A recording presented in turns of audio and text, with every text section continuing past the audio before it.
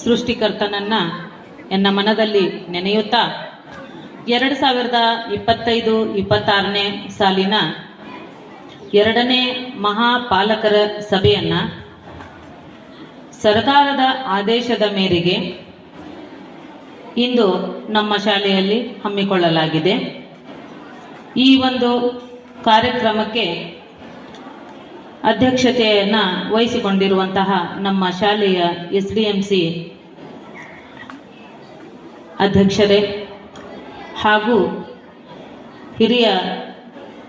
ಸದಸ್ಯರಾದಂತಹ Hiremath sir ಅವರೇ, ಇನ್ನೋರ್ವ ಸದಸ್ಯರಾದಂತಹ ಬಾನಿ sir ಅವರೇ,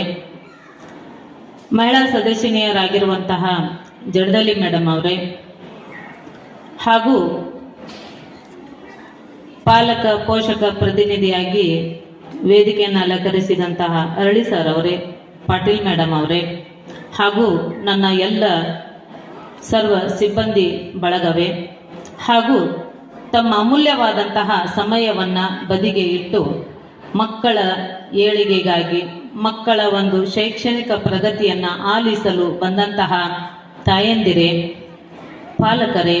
ಪೋಷಕರೇ, ಹಾಗೂ ಈ ಕಾರ್ಯಕ್ರಮದ ಕೇಂದ್ರ ಬಿಂದುವಾಗಿರುವಂತಹ ಮುದ್ದು ಮಕ್ಕಳೇ,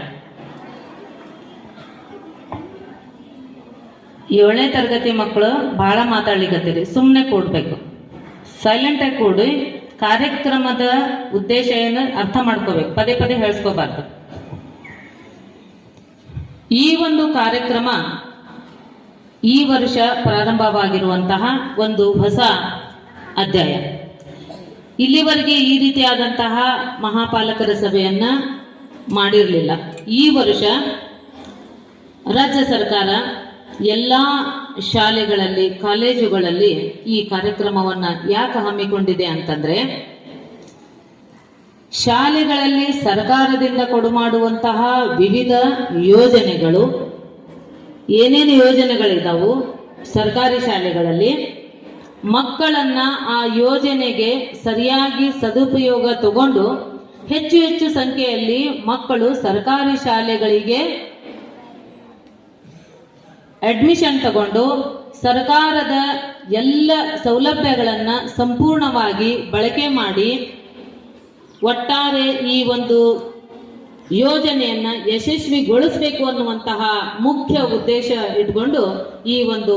ಸಭೆಯನ್ನ ಪಾಲಕರಿಗೆ ಏನೈತಿಲ್ಲ, ಶಾಲೆಯಲ್ಲಿ ನಡೆಯುವಂತಹ ಶೈಕ್ಷಣಿಕ ಚಟುವಟಿಕೆಗಳನ್ನ ಸರ್ಕಾರ ಏನೇನು ಹಮ್ಮಿಕೊಂಡಿದೆ ಅನ್ನುವಂತಹ ಕಾರ್ಯಕ್ರಮವನ್ನ ಪರಿಚಯ